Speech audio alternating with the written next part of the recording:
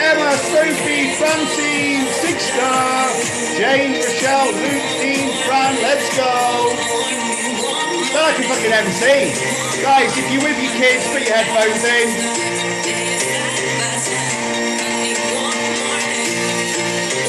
Please. I'll try, but I can't promise. Come on, Corinne.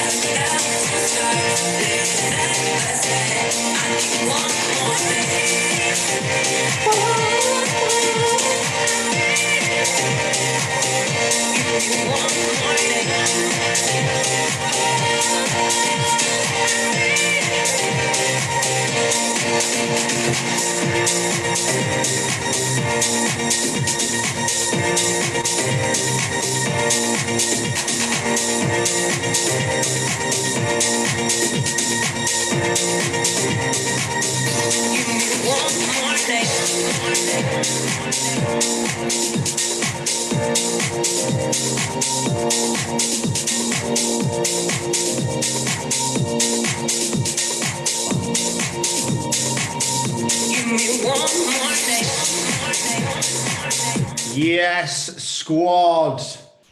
Let's get in the game. Which gives me an instant thought of mindset, which is many people aren't in the game. That's why they don't succeed. This had absolutely no idea what I was going to talk about, but it's a very valid point. Paul talks about it as being in the river, being in the game. It's my version. Being in the ring, being in the boxing ring. Okay? Many people aren't.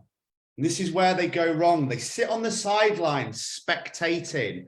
Morning, Lisa. Morning, Kathy. Sarah, of course, Santa's real. I'm one of his elves. And I have many elf friends.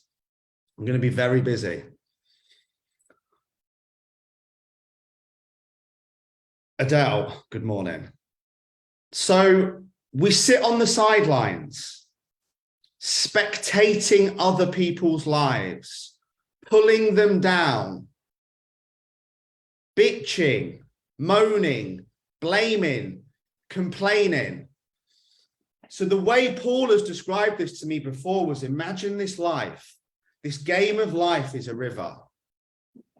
And there's three sets of people. There's the people in the river. They're doing what they need to do. And they understand that there's bends in the river.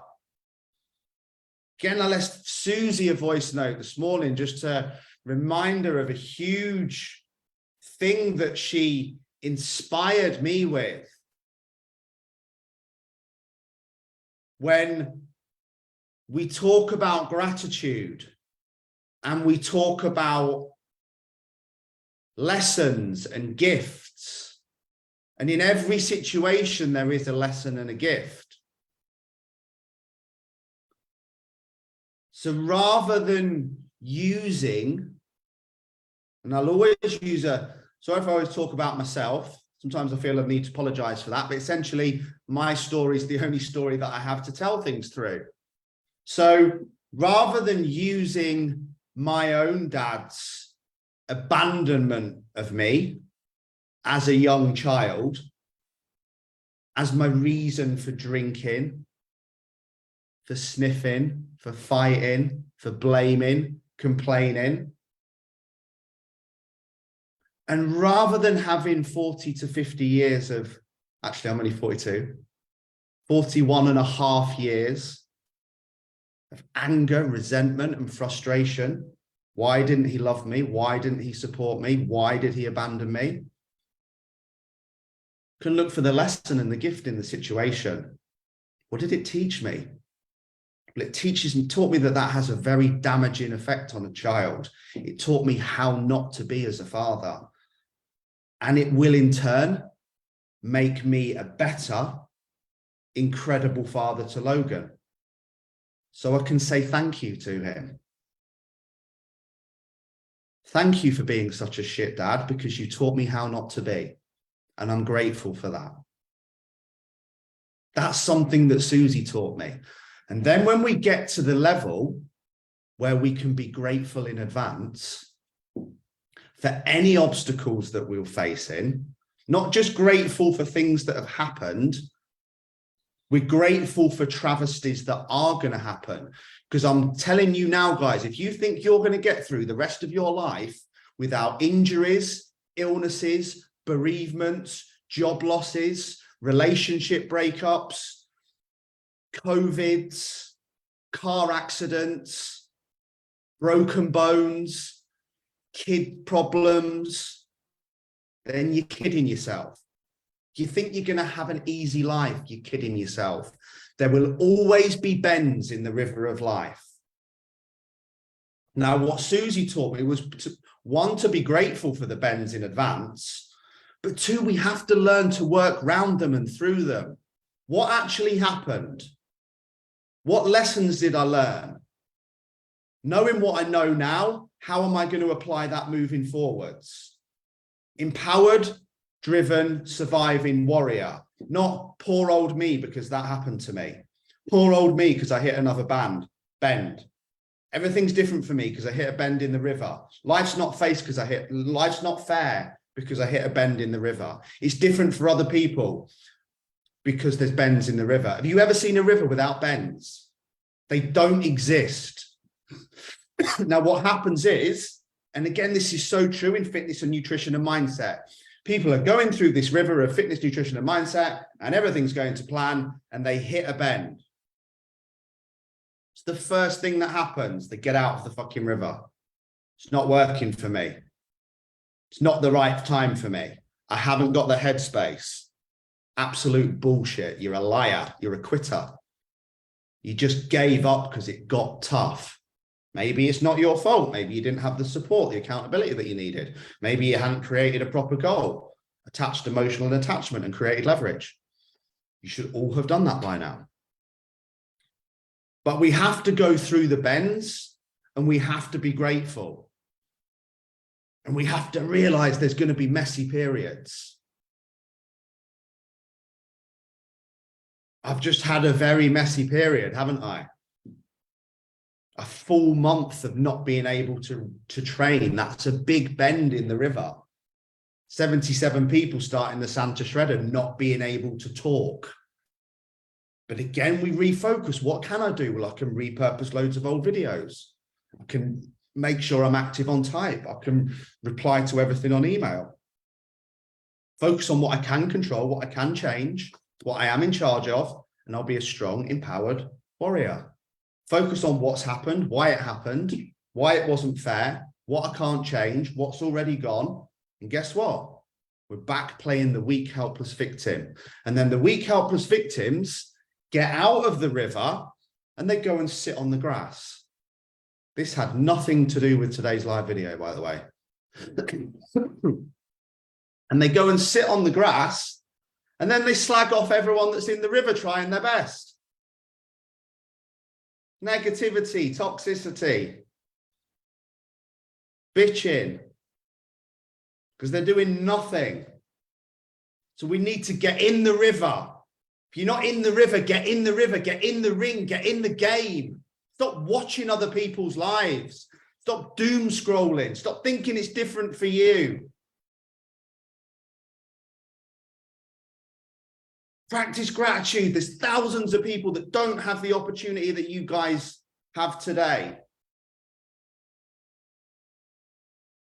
People that don't have lives at all. People that don't have limbs.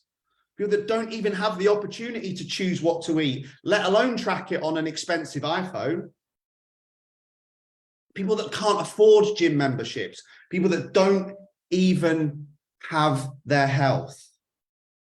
It's not different for you. Focus on what you can do, what you can control, and what you can change. Guys, before I get into this live video, again, here is the lesson. If you don't ask for things, you don't get them. I've just posted in the link to the 4 marathons in 24 hours.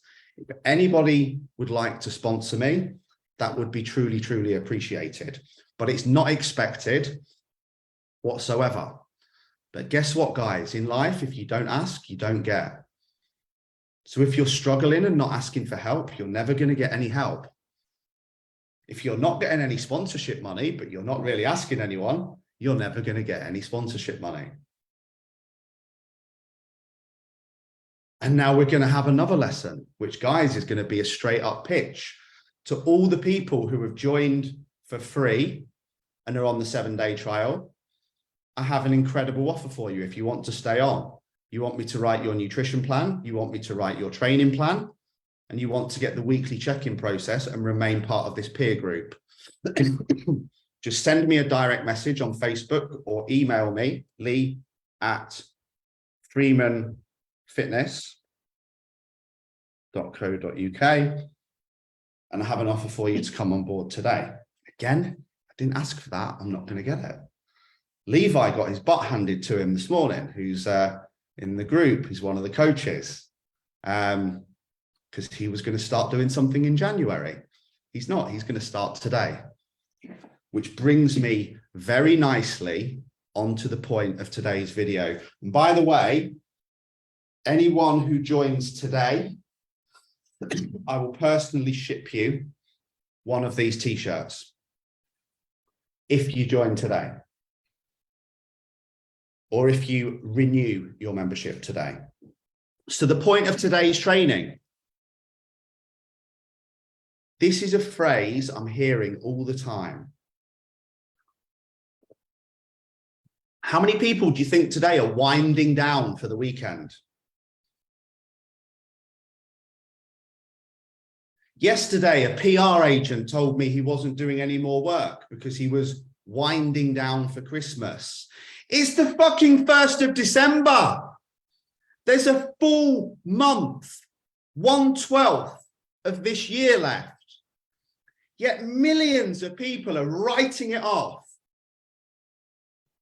Guess what? One of my friends died recently. 2 of my friends died recently. They haven't got this month. They haven't got this opportunity.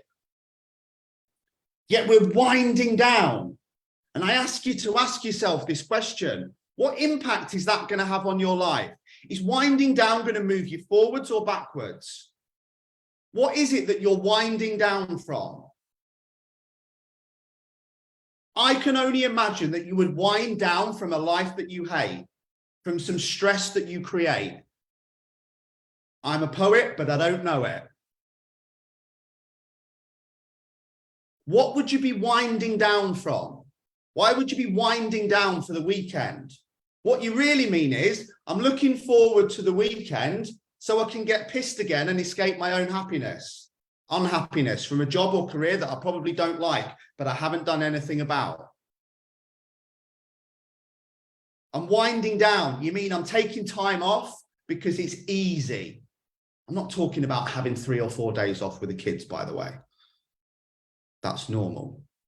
But winding down on the 1st of December, writing off a full month of your life when you should be grateful. Again, look at when I'm doing the 4 marathons in 24 hours, the 29th of December. Why? Because it would have been my mum's 69th birthday. That's why it's so important to me. That's the emotional attachment to the goal. That's the leverage. That's where I will go to when I'm 4 hours into the night on my own. Because I'll find something deep within me to keep going, because it's got meaning. But we should not be writing December off. You've got 30 days left to make this the best month of your life. Don't wind down, wind up. Stand up, step up. We should be now thinking we need to review the year. What did I do that I said I'd do? What did I not do that I said I'd do? What went well? What went not so well? Where did I win? Where did I lose? Knowing what I know now, what am I going to do differently in 2023? We're going to do a yearly review as a team, online, on Zoom, around about the third week in December. So I'm going to teach you how to strategically review this year.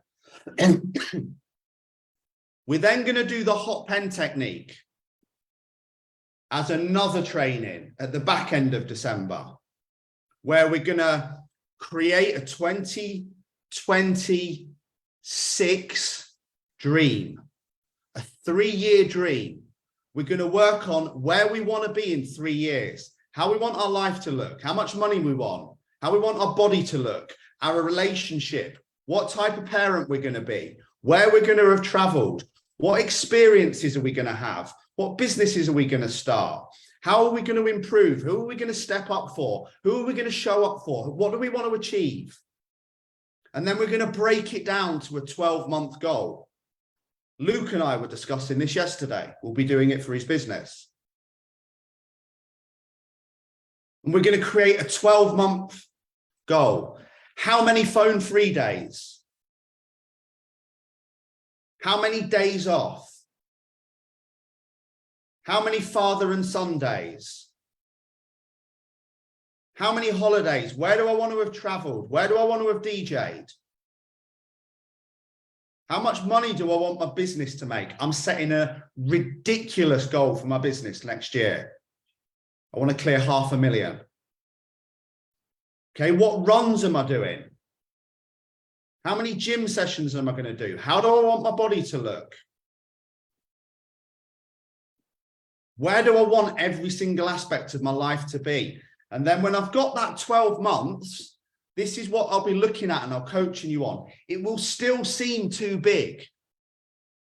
And when things seem too big, like your classic fat loss client who comes straight in and tells me they need to lose 11 stone, and then I see their Facebook message and I realize that the first time that they messaged me was in 2014, they've still not taken any action, and it's 2022, almost the end of.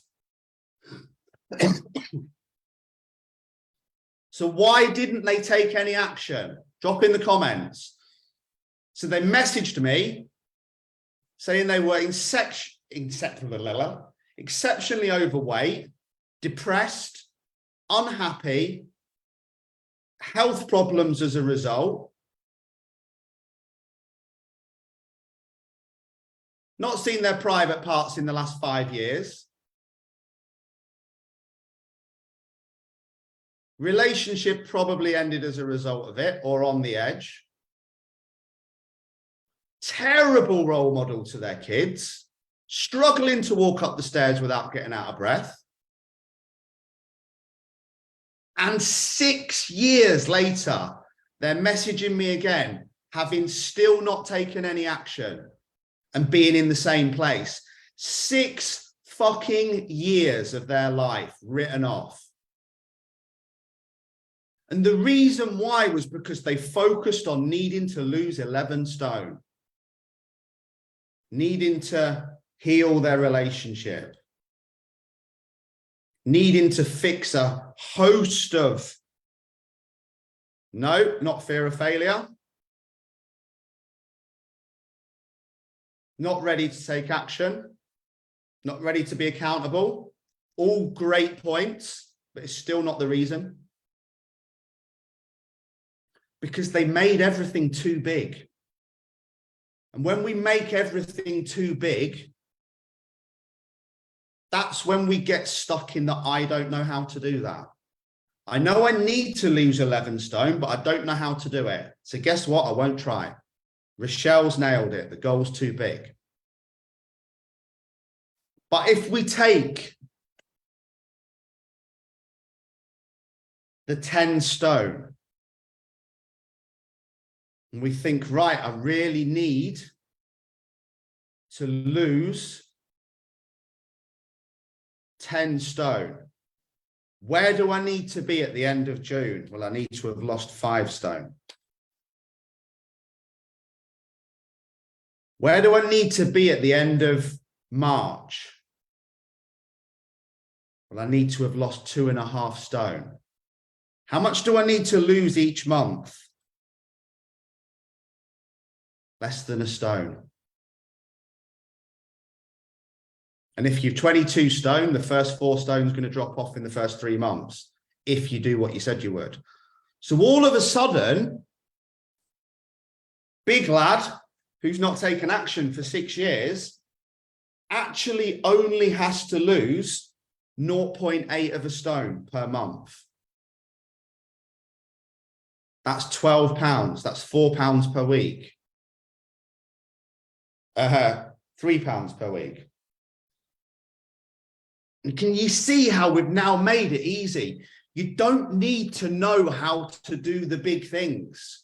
What you need to know how to do is to break your goals down into small, manageable, actionable steps, which you can create a daily plan towards achieving.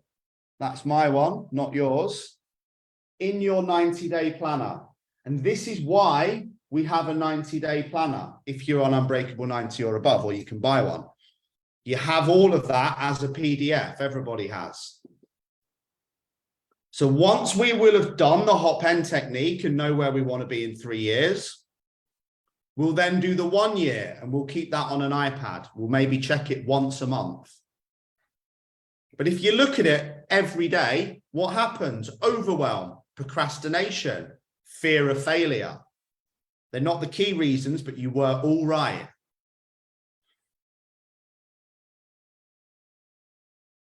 So we take the 3 years, we bring it back to 1 year, we bring it back to 6 months, and then we bring it back to 90 days. And then every day, the amount of you Luke, not you, because you're killing it. The amount of you that aren't doing it, but are still talking about overwhelm, procrastination, lack of self-belief, no confidence, no motivation. Guess what? You're not even reminding yourself daily of what you want. So how are you going to know where you're going? If you don't know what you're motivated towards, how can you ever be motivated? Like I said, it's one of the best lines I've ever heard Paul say. Again, in the game of life. Most people are getting in the car every day, no map, no sat nav, no destination, and they're just driving 100 miles an hour, going absolutely fucking nowhere until it gets to Friday so they can wind down for the weekend, sit on their asses, get pissed, eat shit, blame the world, blame the cost of living, blame COVID, blame their past, blame anyone they can, blame their wife, blame their husband, blame their kids, blame their parents, before going back to a soul-sucking job they hate on Monday and repeating the entire process again. Definitely cover your ears, but fuck that.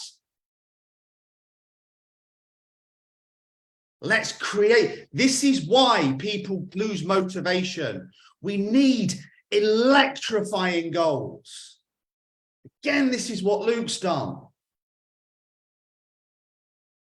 I'm going to get Luke to post what he's actually done this year and hold him accountable to it, because what he's achieved is unbelievable.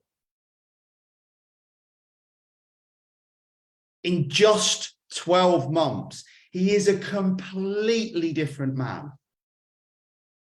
because he had a plan. His business didn't just open itself. His gym sessions didn't just get done. He didn't just become a far better example by his kids, by fluke. This is why it triggers me, and I shouldn't get triggered. But by the way, guys, do you know what being triggered is? It's your level of emotional intelligence. Our level of emotional intelligence is the point between being triggered and reacting.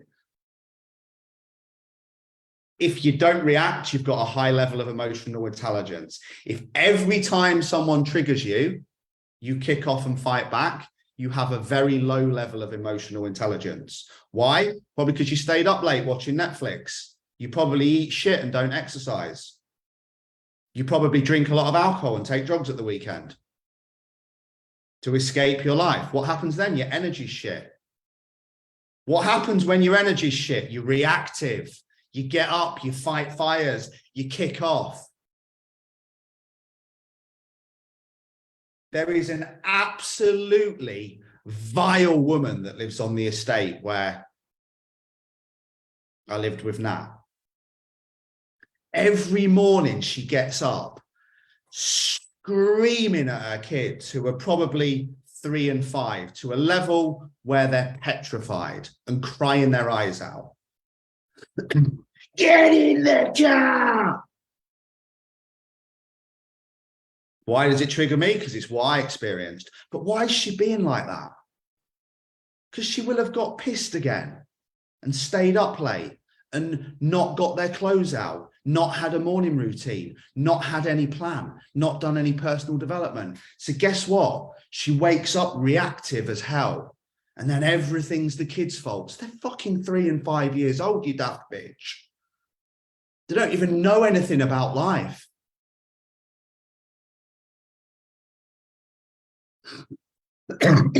This is where we get to, because we don't have a plan. We don't have a focus. We don't have a drive. And this is where I don't want any of you guys to ever end up. Hope is not a strategy. And that's the thing that triggers me. When people say things along the lines of, let's just see what happens. Do you think Luke opened his business and thought, oh, I'll just get the lease and let's see what happens? Or do you think he had a plan? Do you think he asked me for support every day when he needed it? Do you think he did what he said he did? He went through some very difficult situations that had to be overcome to leave where he was to get to where he is. But he had a plan every day. He had a strategy. He didn't say, I'm going to open a shop and I just hope it goes okay. He doesn't hope for a better week. Hope is a word that destroys people, guys. Team, that's all I've got. I love you all. Hope's not a strategy. The game of life is a river or a ring. You've got to get in the ring. You've got to get in the river. But you've got to remember, in the ring, you're always going to get punched. You can't get out of the ring every time you get punched. You can't get out of the river every time you hit a bend. Because guess what happens then? You go back to spectating. You stop becoming a player and you go back to becoming a spectator. When you're a spectator, all you do is whinge, bitch, moan, and slack other people off. You've got to get in the river, but you've got to know what you want, why you want it, and what you're willing to do to get it. And there will always be obstacles.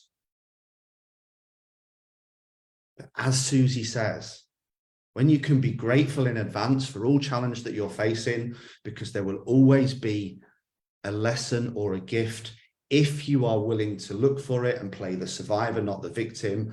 That, my friends, is when you will live an unbreakable life. Big love. Do not wind down for this weekend. Wind up.